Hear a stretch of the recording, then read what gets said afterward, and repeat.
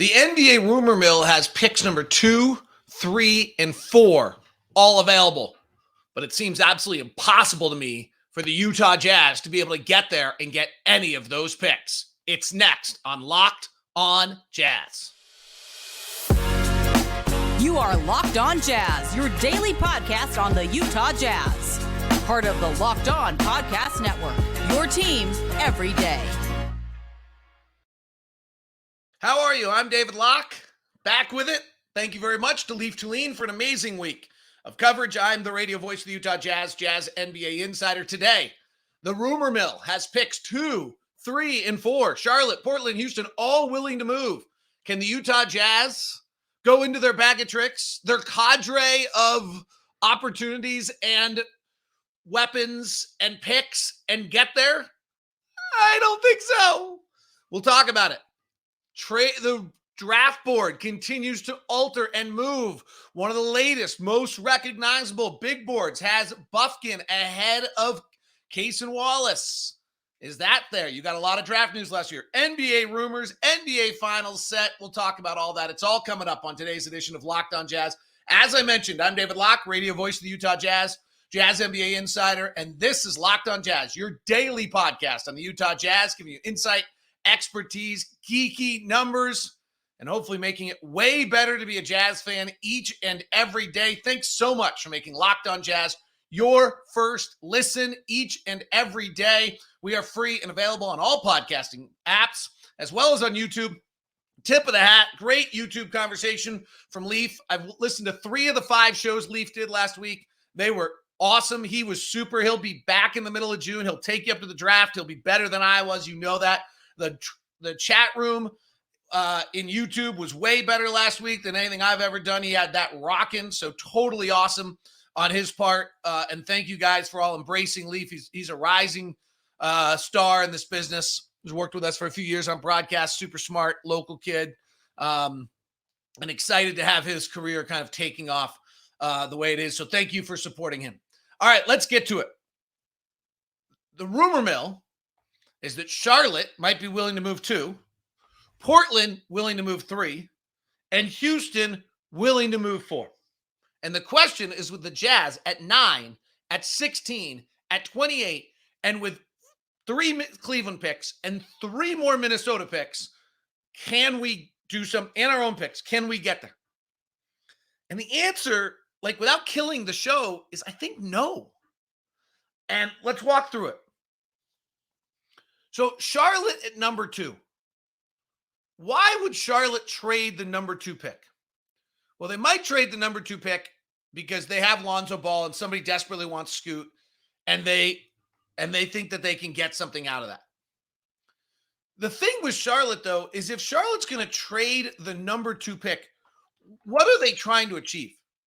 The only thing that would make sense to me if Charlotte's trying to trade the number 2 pick is one of 2 items. And one would be that Charlotte's decided they're going to go into a full rebuild. And that they're going to use this. But then, if they're going to a full rebuild, why wouldn't you take the number 2 pick of a draft to start getting you into a position to have the pieces for a full rebuild? So that's kind of counterintuitive. The second part here would be that they don't have, their real problem is the reason they can't rebuild is they don't have the Donovan Mitchell, the Rudy Gobert, the James Harden, the trade that you might want to make, that you move one of your pieces that's appealing and then get a bunch of assets and start the rebuild the way the Jazz have, the way Oklahoma City has with Paul George. They have Gordon Hayward on a bad $31 million contract next year. They have Terry Rozier with 3 years left at $25 million, which isn't great. They have LaMelo, who will be a max contract coming up, and that's it. Like, you're not, Mikal Bridges does not have value after being arrested for despicable acts. So they don't have any pieces. So the one thought on Charlotte would be that Charlotte decides that they're willing to bypass, this is kind of a crazy thought, the number 2 pick of the draft. Be willing to slide down in order to get a multitude of assets so that they can start the rebuild. So then the question for the Jazz is, and can they correct their book? So in other words, do you do something where someone takes Terry Rozier's contract, they clear their books out? If Michael's really gone from ownership, they have new ownership coming in. Charlotte's always been a sleeping giant in this league. You talk to coaches around the league, they all talk about Charlotte as a sleeping giant. And they suddenly are willing to take the 9th pick, maybe the 16th pick, Minnesota's 2029 protected 1 through 4, Cleveland's 2029, 2027 unprotected. Who you'd have to start loading it on. I don't know, frankly, that the one thing you're trying to get if you take the Minnesota unprotected pick, and we have to decide we'd be willing to give it up, and the Cleveland unprotected pick is the number 2 pick of the draft. Like, that's the game you're trying to play, is you're trying to go get that pick. Well, you already have it. So it seems to me that seems like a stretch, shall we say, for them to do that. But that would be for Charlotte. The other one would be if the Jazz would be willing to take Gordon Hayward's contract at $30 million for 1 more year. Is not actually that big a deal anymore, in the sense that it's got 1 deal left. They're not a luxury tax team. They don't have to really worry about it. But Terry Rozier's contract is not great. Problem is, we don't really have anything to trade for Terry Rozier's contract. Terry Rozier is $23 million, $24 million, and $26 million the next 3 years. And he's 29 years old, and he's probably not a piece for the future. And so first thing is we'd have to decide, do we want Terry Rozier, who was drafted by Danny Ainge? And maybe that is our point guard. We're short kind of trying to find a point guard. I'm not sure how dramatically different Terry Rozier is than Colin Sexton or some of the pieces we have in his natural point guard skills. His best year was kind of when Devontae Graham went and played point guard, and he didn't, and he's been better since LaMelo. He played off ball to LaMelo ball. So I'm not sure you want Terry Rozier as your point guard. But the other problem is we just don't have that contract. Sexton's at 3 years, contracts left with $18 million per. Lowry's at $18 million per. We're not trading Lowry, I don't think. I mean, that is it. Like, if you want to go get the number 2 pick, you trade Lowry, you go get the number 2 pick. But I'm pretty willing at this point to say I think Lowry will have a better next 8 years in the NBA than the number 2 pick of this draft. I mean, Lowry's on the verge of being all NBA, and I have a hard time predicting that a guy drafted is going to be an all NBA player. It's hard. Taylor Horton-Tucker's got the player option 11. We just don't have the pieces. And this is where we end up not being able to go get Portland or Houston either. If Portland or Houston's going to trade the number 3 pick or the number 4 pick, they're doing it for one reason. They're doing it to get better now. So Portland's deciding, okay, we're going to take the 3 pick to go get a bona fide asset. This is where they're talking to Toronto. They're suddenly talking about Pascal Siakam, OG Anunoby. The Jazz we don't have that piece. We don't have a piece of our puzzle right now. This is the one area where for all the flexibility and assets and other things we have, cap room, space, picks, all these things to be able to put packages together. This is the one thing we don't have, which is salaries to move and players that are really good that can help you win that we're willing to move. Portland would love to get off Yusuf Nurkic's 3-year, $18 million contract. Now, would they love it enough that they're going to move from 3 to 9? No, they're going to want probably 2 or 3 other assets and 9, and you're taking Yusuf Nurkic's contract. Well, at 3 years, $18 million per, again, that's Colin Sexton. But if they're about, I'm not sure that, one, do we really want Yusuf Nurkic's 3-year, $18 million contract clogging up our books when we have Walker Kessler? So he's our backup center. It's not great roster construction. And 2, are we willing to give up Colin Sexton? Now, if we think Scoot Henderson is that deal, yes, you are. If you think you can get Scoot Henderson at 3, and you think Scoot Henderson has beyond Donovan Mitchell qualities, same size,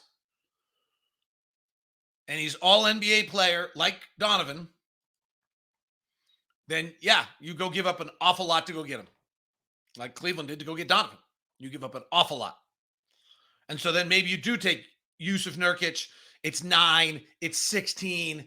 But see, here's the thing about Portland. Portland doesn't want those. Portland doesn't want that. This is where this doesn't work. Portland wants a piece that's going to make them better.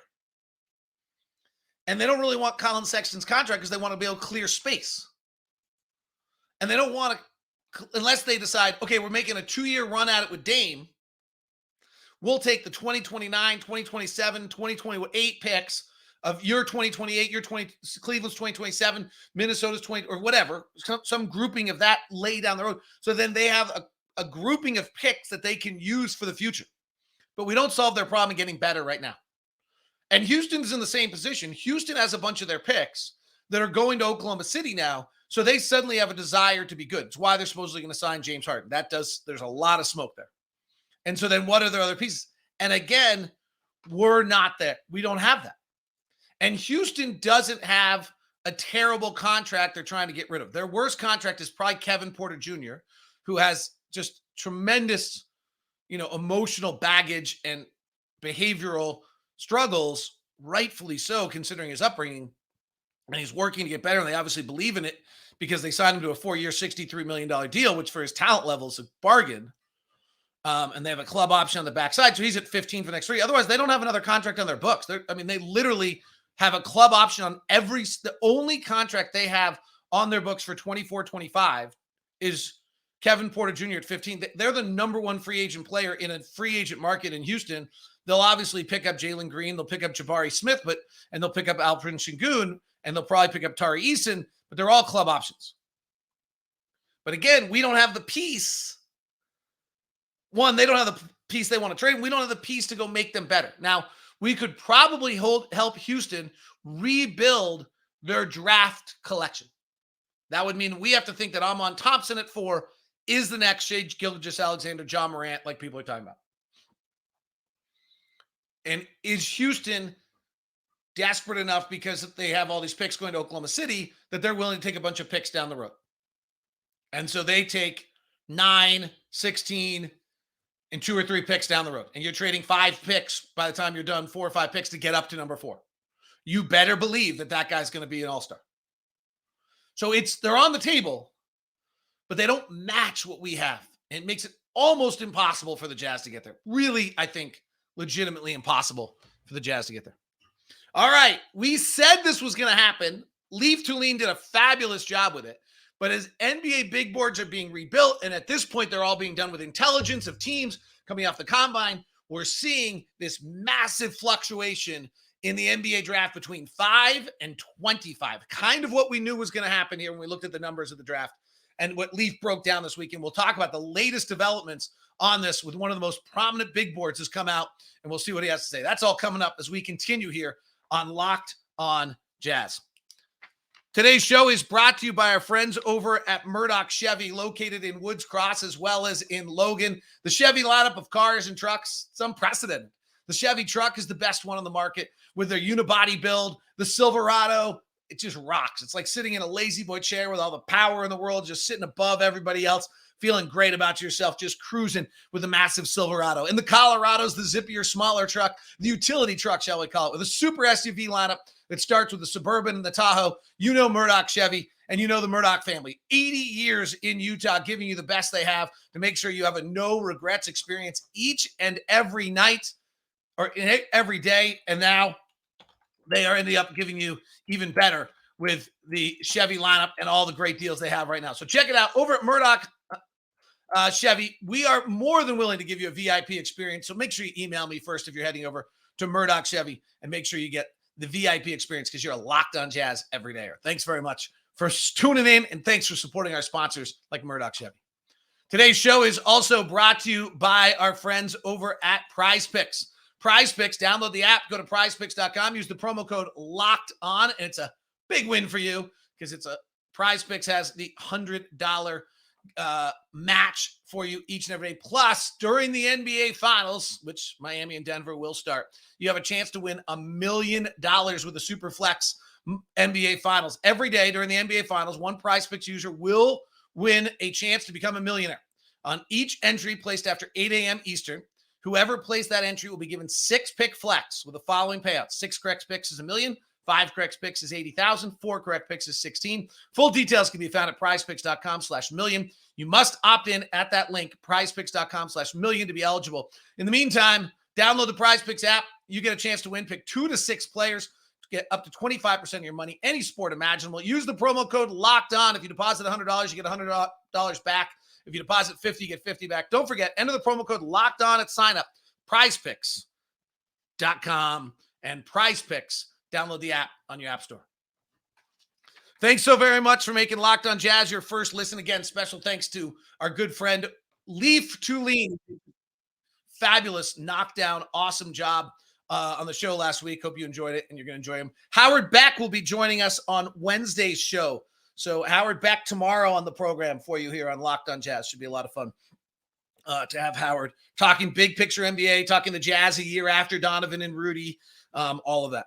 All right, so the Ringers, Kevin O'Connor, does a really nice job with the NBA draft and the rest, and he has launched out his latest big board mock draft, and it's got some interesting little twists to it on what's taken place, where he's kind of made some changes, looked at things, altered kind of his board. So the biggest news is that Kobe Bufkin is now ahead of Cason Wallace. So I'm going to have to go watch Kobe Bufkin, and he's someone who came out well on our numbers.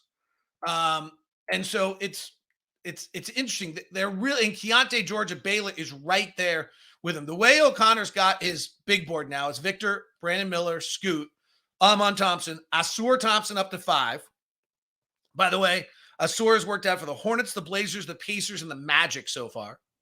That's the Hornets, Blazers, Pacers. So that's second pick, fourth pick, Blazers, third pick, Pacers, and the Magic.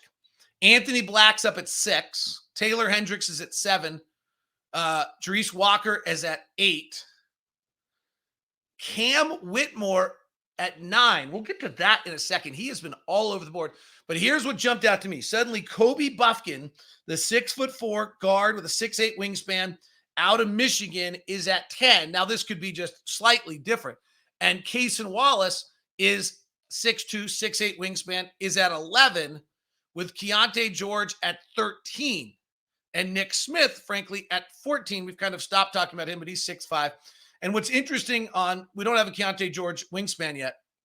We do have similarly sized wingspans. Bufkin, 6'4", 187, and 6'8" wingspan. Wallace is 6'2", but he's 195, and he's got a 6'8" wingspan. They're the exact same age. But this is worth kind of, Cason Wallace has been the one I've zeroed in on in a lot of ways for the Jazz. And now you suddenly have some big boards with Kobe Bufkin popping up to 10. You also have both of those, if this were to be the order of the draft, which is unlikely, being available for the Jazz at number 9, which gets really, really interesting. Grady Dick, for those of you that are a fan of Grady Dick, is at 12 there. I can't believe, what's interesting on Keyonte George is when you start getting, he really seems to be a little bit more of a shooting guard than a point guard. Like if you look at some of his numbers, I think he's I was reading Rafael Barlow's big board the other day, and if I remember correctly, he's, I think, got about as many assists as he does turnovers on his big board. And he's going to be, there's some questions on Keyonte George on whether defensively he can handle the shooting guard position. I kind of feel like all these guys defensively are a little bit of an issue. George shot 33.8% from 3, which isn't great. Cason Wallace shot 34.6% from 3, which is not great. Kobe Bufkin shot 35.5% from 3 on 3.5 attempts a game. Wallace took 4 attempts a game. George took 7 attempts a game. So that's a little bit different on that. Wallace was much better at taking care of the ball probably than any of the others. Bufkin actually did a lot of rebounding as much as he did assisting. He's kind of, but they did, Michigan used him with the ball in his hands on pick and rolls, on handoffs, does some really good things at the rim finishing. If you kind of look back at some of our numbers on those 3 guys, it is an interesting contrast to look at. They all came out fairly well. And we're guys that, more Bufkin actually is one of the guys we initially pointed out, like right from the very beginning, and said, wait a sec, this is like, why is this guy lower in the draft? And he has promptly propped his way up the draft board. So this is interesting. I'm going to go take a look at Bufkin tonight. Hopefully I'll get time. try to give an analysis. I've watched a lot of Cason Wallace. I'd be very pleased if we ended up with Cason Wallace. And as I said, Leaf did a great job last week. If you didn't catch the shows last week, go back and listen to Leaf. He did a fabulous job kind of breaking down these different players, talking about the different possibilities. Here are the numbers. You've probably heard them before, but let me give them to you again. Here are the numbers on Bufkin, George, and Wallace, and we'll kind of look at them each kind of individually to see the comps on the three of them and how they parlay out differently than some others. They're pulling up just as we speak, so let me get those to you here. All right, so Bufkin was 81st percentile in transition and 84th percentile in limited isolation. So those are nice numbers. Keyonte George was 18th percentile in transition. So kind of a really big red flag of why. Why was he unable to finish in transition? I think that's usually an athleticism thing. And that's a little strange that he was that low. And then whereas Cason Wallace, I think I actually lost that number somewhere along the way. Sorry, I'm having a hard time finding Cason. There's Cason Wallace. Cason Wallace was in the 56th percentile in isolation percentage on 29 attempts. Keyonte George was in 62. So they're also finishing at the rim. Keyonte George was just 30% with only 4 dunks all year long, which seems low. Cason Wallace was 77th percentile at the rim, and Kobe Bufkin was at the 92nd percentile at the rim. So there's some nice numbers there. Let's go to pick and roll. Keyonte George ran 153 pick and rolls. Cason Wallace, 133. Kobe Bufkin, 157. So these are a lot of pick and rolls. They're almost the exact same. Bufkin's the best at 72 percentile. Wallace is 70th percentile. Keyonte George is 66th percentile. So not a lot of difference there. Score percentage is an interesting number this is how often you actually score on the pick and roll. It doesn't create something for somebody else. Bufkin was at 40%. So was Wallace. George at 34%. So numbers like spot up shooting. Spot up attempts. George took 166. Wallace took 105. And Bufkin took 114. So again, great sample size. All of them very similar. Wallace, 66th percentile in spot up. Bufkin, 59th percentile. George, 56th percentile. George kind of a little less on all of these. Catch and shoot numbers. 128 catch and shoots for Keyonte George. 100 for Cason Wallace. 100 for Kobe Bufkin. Wallace, 53% shooting. EFG, effective field goal percentage. Bufkin, 52. George, 49. So very, very similar on all this. Now let's go to creating off the bounce. George took 146, which is awesome. Wallace took 85. Bufkin took 107. Again, very similar. This is where Bufkin does drop a little bit. Wallace in the 74th percentile. George in the 72nd percentile. And Bufkin in the 60th percentile. So those three are really interesting. There is a feeling that George, who had more turnovers and assists, is not really a point guard. So if you're looking for a point guard, it very well may come down to Cason Wallace, Kobe Bufkin as your choice for point guards there for the Utah Jazz. So super interesting to see that move on the draft board. And I will take the time, try to have it ready for you for Thursday's show with a Kobe Bufkin breakdown, as we'll have Howard back on the show for you tomorrow. All right, ton of NBA rumors. The finals are set. Lots of things to touch on there. What do the finals tell us about things? We'll have that for you as we continue here on Locked On Jazz for you in today's program. Today's show is also brought to you by Game Time. This is the app that solves all of your ticket needs. Game Time, absolutely fabulous. If you kind of think about buying tickets, there's always a few issues you're dealing with. One is like, are the seats actually any good? So you get images of your seat before you buy, so you know exactly what to expect when you're in an ecosystem that's an app, and you're wondering, like, do I actually get the best price? Well, Game Time has the Game Time guarantee, which means you always get the best price. If you find tickets in the same section and row for less, Game Time will credit you 110% of the difference. They also give you exclusive flash deals on tickets for any of the sports you're interested in, and you don't have to plan months in advance. The final one is like, well, where do I get it? Where's my QR code? What's my app? Simple. Game Time sends it right to your email. It's easily done. You download the Game Time app. It comes right to you. You don't have to worry about trying to go find the tickets. It's fast. It's easy. You can get killer deals on last-minute tickets. 2 taps, and you're all set. They're sent directly to your phone, so you don't have to dig through your email the way you do in other items. Game Time solves the 3 major issues. Where are my tickets? Do I have a good price? And how do I find my tickets once I bought them? They've solved all 3 of them for you. It's there for you. It's Game Time and the Game Time app. So download the Game Time app right now, and you get $20 off on your first purchase with the code LOCKEDONNBA. That's $20 off your first code with the term LOCKEDONNBA. Download the Game Time today. Last-minute tickets, lowest price guaranteed.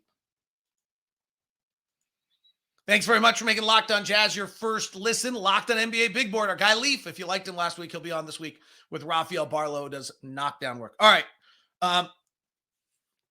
Last 5 finals are 8 teams. Pretty interesting. Miami twice, Golden State twice. The last 5 finals, 10 possible 10 teams, 8 different franchises. Super interesting to see that. That was a bummer last night because, quite frankly, Jason Tatum gets hurt and just altered the game.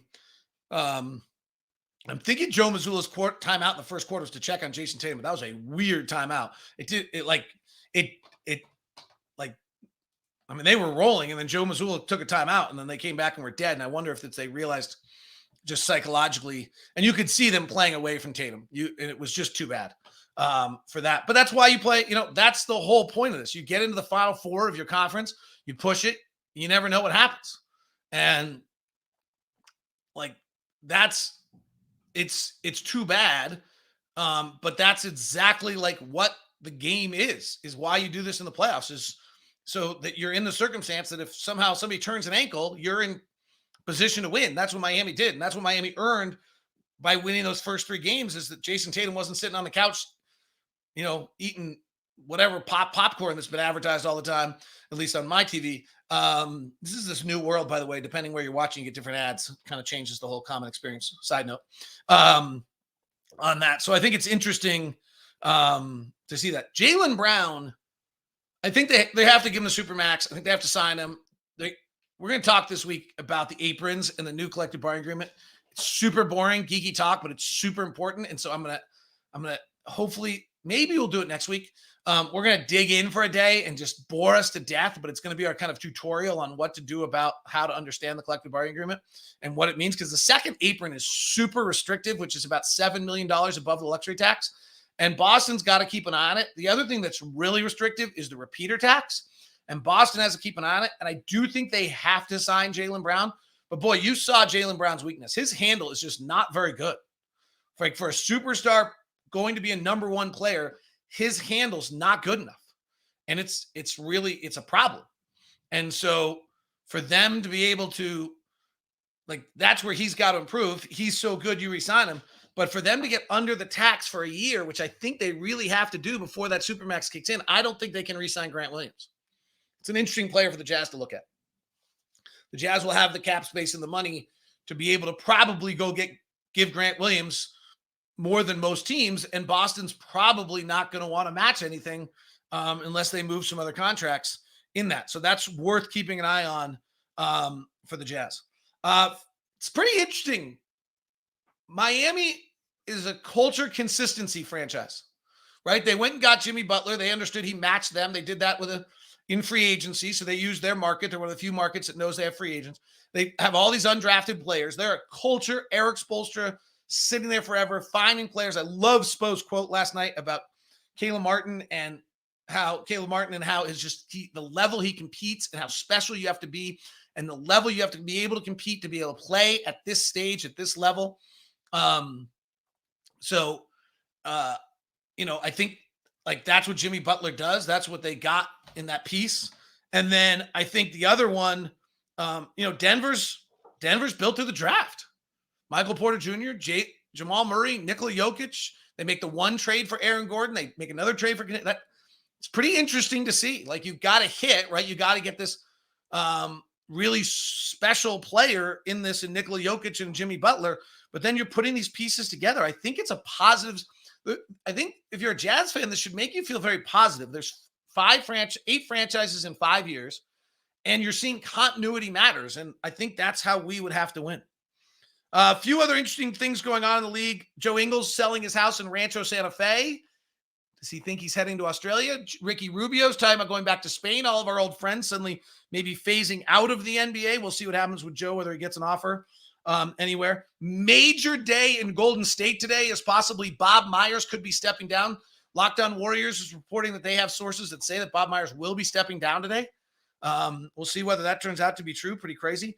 Raptors head coaching job narrowing down. They have some interesting people you have not heard of. A Spanish national coach, Sergio Scalero. Steve Nash is being mentioned in there. Jordi Fernandez out of Sacramento is being mentioned. So some interesting kind of off the beaten track looks there. Nick Nurse goes to Philadelphia. Is Doc Rivers on his way to Phoenix? That was kind of a little bit of the talk there. So lots of news and notes floating around for you on all of this, and we'll see how it plays out. I think today's gonna be a big day in the NBA. So we'll have a lot to talk about. Howard Beck on the show tomorrow. Kobe Bufkin watch coming up here. Keyonte George watches coming up here. Draft is getting closer. Thanks again to Leaf Tulane. He was just outstanding. You can go listen to Raphael and the crew on Locked On NBA Big Board and hopefully get a little bit more Leaf. Thanks very much for tuning in today. This has been Locked On Jazz, your daily podcast on the Utah Jazz, giving you insight, expertise, geeky numbers, hopefully making it way better to be a Jazz fan. Thanks so much for being an everydayer and tuning in. We'll be back with you tomorrow.